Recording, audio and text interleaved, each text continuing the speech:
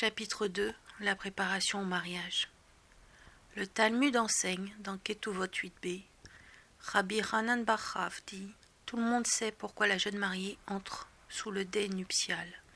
Mais quiconque salit sa bouche et émet des propos indécents à ce sujet, même si le ciel a décidé qu'il vivrait paisiblement durant 70 ans, le décret se retournera contre lui et pour le pire. » On m'a rapporté un jour ce que disait à ce sujet Rav Shneor Kotler.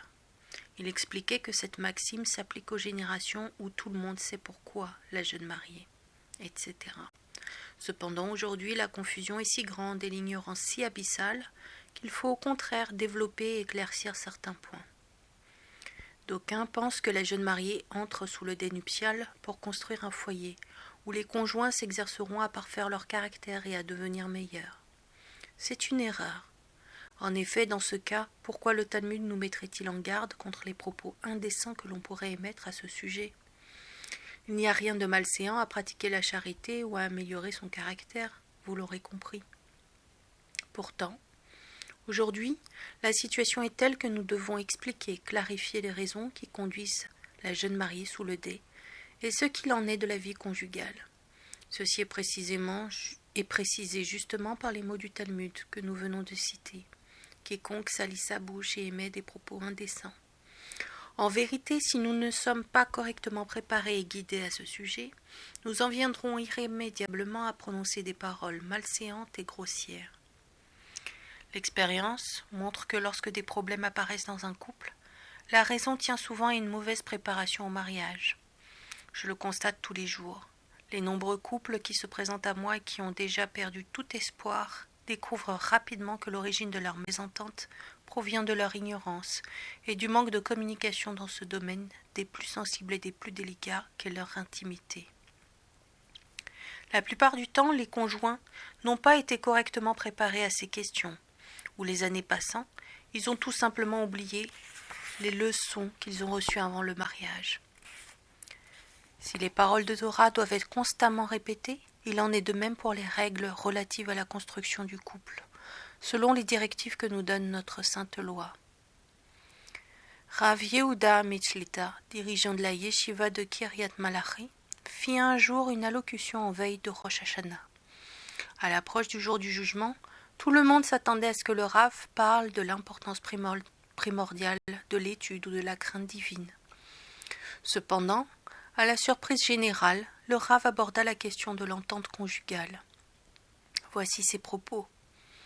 Que l'homme sache que tout ce qu'il parviendra à construire dans sa vie sur le plan spirituel et tout ce qu'il pourra atteindre, tout cela ne repose que sur une seule chose, la paix au foyer.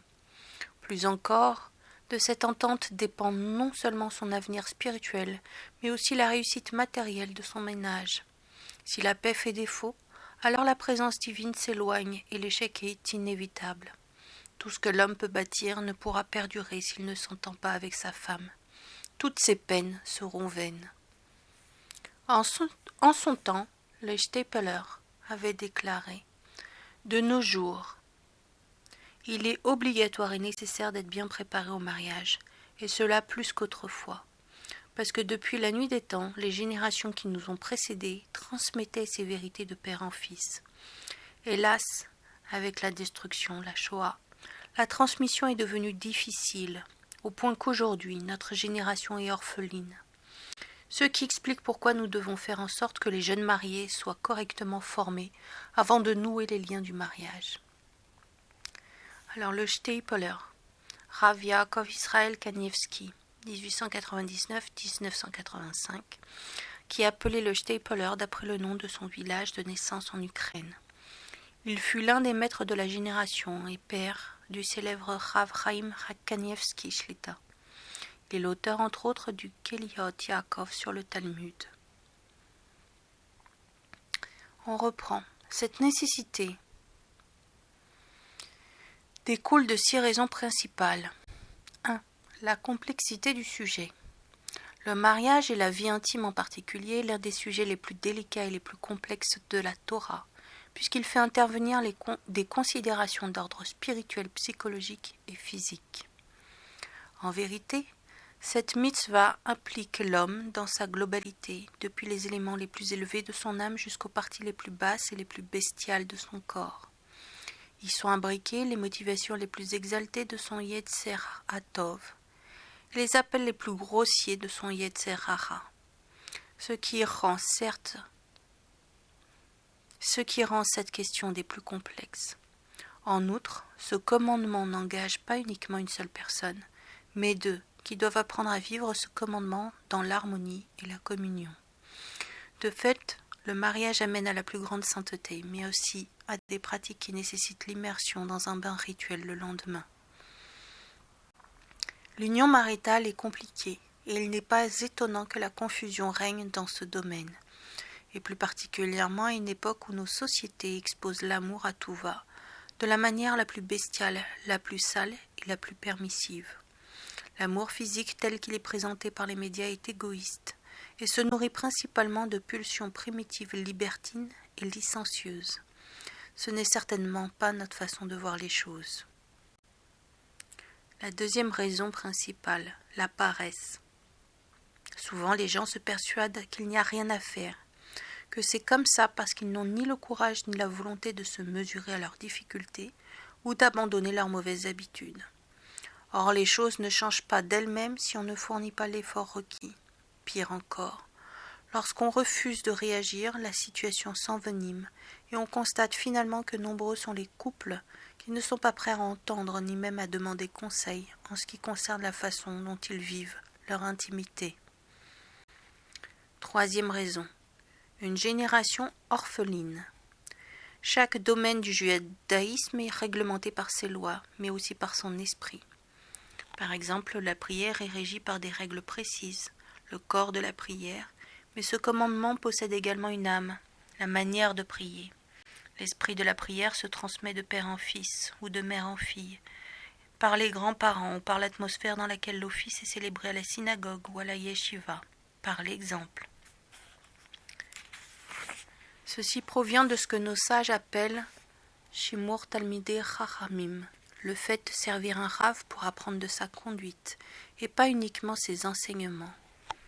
En vérité, le shimour est plus grand que l'étude elle-même, sa force d'impact plus importante. Pour le sujet qui nous concerne, il y a les lois qui nous guident, mais pour savoir comment nos maîtres et nos saints sages se sont comportés dans leur vie intime, nous sommes littéralement orphelins. La transmission ne se fait plus, comme l'a si bien dit le Stapler. C'est pourquoi un pan complet de la compréhension de cette mitzvah nous manque, puisqu'il s'agit bien d'un commandement et pas uniquement d'une pratique propre à l'espèce humaine. Aussi, à défaut de préparation, nous risquons de faire fausse route et de mal comprendre l'esprit de la relation intime. Quatrième raison, pudeur ou indécence. La plupart des gens considèrent que la pudeur ne concerne que les femmes, mais en vérité cette obligation touche également les hommes, comme le dit explicitement ce verset des Proverbes 11.2, et de ceux qui sont pudiques vient la sagesse. En outre, le Maharal explique à ce sujet que lorsque la relation intime est accomplie avec la pudeur qu'il convient, cela relève du Kodesh HaKodashim, du Saint des Saints. Mais dans le cas contraire, cela ressort du Erev Rav. Alors, le Erev Rav sont ces Égyptiens qui se joignirent par intérêt au peuple juif lors de la sortie d'Égypte, et qui n'ont jamais cessé de faire souffrir les nôtres et de les faire fauter tout au long de l'histoire. Ainsi, le pas est rapidement franchi.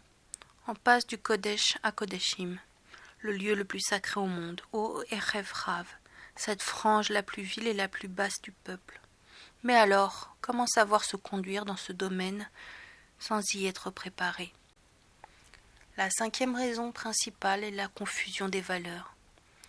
La société occidentale a également semé la confusion et le trouble dans nos échelles de valeurs. La culture moderne a terriblement affaibli et fragilisé ce qui, pour les générations précédentes, était évident et simple.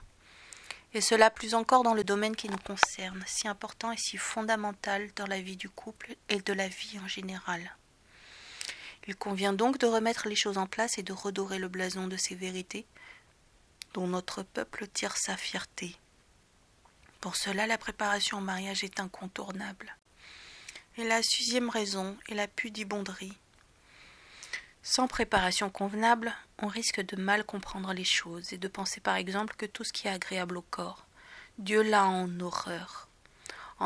Et partant de cette hypothèse, on pourrait croire que pour atteindre la sainteté, il faut prêcher l'abstinence et préférer le jeûne à l'alimentation. Nombreux sont les juifs égarés qui estiment peut-être que plus on s'éloigne de la vie intime, plus on est saint, et que le mariage n'est qu'un pis-aller. Cette philosophie est étrangère à la Torah. Manger ou jeûner ne sont pas des activités bonnes ou mauvaises en soi, mais toute chose est bonne lorsqu'on l'accomplit de la manière et au moment où le Créateur nous l'a ordonné. Par exemple, la veille de Kippour, le 9 Tishri, il est interdit de jeûner et c'est même une mitzvah de manger. Cette obligation est si grande que les Écritures considèrent le juif qui mange le 9 Tishri comme s'il avait jeûné le 9 et le 10, le jour de Kippour et celui qui précède. Cependant, manger le 10 Tishri est une des fautes les plus graves, et celui qui s'en rend coupable est passible de la peine de retranchement ou karet. Par conséquent, ce principe s'applique à tous les domaines de l'existence. Pour le sujet qui nous concerne, citons cette remarque intéressante que nous devons à Rav Aaron Kotler. 1892-1962, Rosh Yeshiva de Lakewood, aux États-Unis, un des grands maîtres de la génération précédente.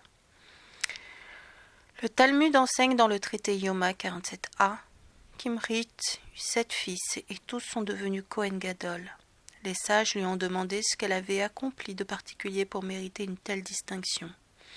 Elle répondit que les murs de sa maison n'avaient jamais vu le moindre de ses cheveux. Nos maîtres ont ajouté: nombreuses sont les femmes qui ont adopté cette conduite, mais qui n'ont pas connu une telle réussite. Rav Kotler demande pourquoi les autres femmes, qui ont fait exactement la même chose et qui ont couvert leurs cheveux même à l'intérieur de leur maison, n'ont pas mérité comme Kimrit de mettre au monde des garçons ayant reçu le privilège de la Kehuna Gdola. Et Rav Kotler de répondre qu'il existe 2 formes de pudeur. La pudeur naturelle de la personne qui se gêne des choses qui concernent l'intimité, et la pudeur de la fille du roi, la femme juive. Ces femmes, celles qui n'ont pas bénéficié des mêmes résultats que Kimrit, ont restreint la conduite de Kimrit à une pudeur au sens littéral, c'est-à-dire une gêne. En conséquence, elles ont ressenti un malaise dans l'intimité avec leur mari, en ayant le sentiment d'accomplir quelque chose de honteux. Elles n'ont pas compris que la pudeur d'une fille d'Israël est celle d'une princesse, qui ne se dévoile pas à l'extérieur, comme un trésor précieux que l'on garde caché dans son écrin, à l'abri des regards indiscrets, mais qui se découvre pour son mari lorsqu'elle pénètre dans le sein des saints de son foyer. C'est cela la véritable pudeur. Kimrit sut faire cette différence, ce qui lui valut de voir ses 7 fils servir dans le Kodesh HaKodoshim, au sein du temple. Petit 7. Choisir le bien. Comment savoir finalement si ce que nous accomplissons est bien ou mal, l'homme étant tiraillé entre ses pulsions animales et ses aspirations spirituelles? Pour y parvenir, il faut apprendre à se servir de son cerveau, afin de dominer ses passions et ses émotions. Nous avons été dotés de 3 organes principaux, le cerveau, le cœur et le foie. En hébreu, Moar, Lev, Kaved. Le cerveau, le cœur et le foie forment l'acronyme Roi Meller. Lorsque l'homme accorde la priorité au cerveau, siège de la raison, puis au cœur et enfin à son foie, et les emploie comme il se doit, alors il est maître de ses passions. Quand le cerveau domine le cœur, l'homme occupe une place de choix dans la création, lui qui est supérieur à l'animal. Cependant, dans le cas contraire, si l'homme se laisse diriger par ses sentiments, ses actions deviennent irréfléchies, impulsives et instinctives. Le cœur prend alors les rênes, rien ne peut l'arrêter ni lui faire entendre raison. Dans ce cas, il devient un être décadent, criminel, et l'on obtient l'acronyme Lémer, ce qui en hébreu désigne le simplet, l'idiot et l'imbécile. Le pire provient quand le foie domine le cœur et le cerveau. Le foie symbolise l'animalité, la bestialité, les passions que l'homme cherche à satisfaire sans retenue. Un tel individu est qu'à l'homme, il n'est rien. Alors, Raf Lamed, du coup, Olam Vav, même, il n'est rien. Ses instincts les plus primitifs le dominent, il n'est plus un homme, mais une bête humaine. Or, ces trois organes occupent une position symbolique dans le corps. Celui qui domine, c'est bien le cerveau, puis vient le cœur et enfin plus bas le foie. Chez l'animal, cependant, il n'en est pas ainsi. Ces trois organes sont au même niveau, sur un plan horizontal, la tête comme la queue. L'homme est un être responsable et c'est lui qui choisit d'être un mensch, un homme avec un grand H. Un imbécile ou pire encore. Comment faire ce choix ? En écoutant les leçons de la Torah de la même racine que Hora, guide enseignement, parce qu'elle seule peut le diriger vers le bien qui lui est réservé. En conclusion, la préparation au mariage est fondamentale. Évidemment, si les conjoints n'ont pas eu la chance d'être correctement formés, il est toujours temps de s'y mettre. Cette formation est non seulement indispensable avant le mariage, mais aussi à chaque étape de l'existence, puisqu'il nous faut régulièrement nous rappeler à nos devoirs et aux bons principes d'une vie saine que nous risquons d'oublier avec les années qui passent. L'étude de ce sujet peut véritablement sortir de nombreux couples de l'impasse, ainsi que leurs familles. Enfin, ces connaissances, ces conseils avisés nous permettent également d'améliorer notre relation à Dieu.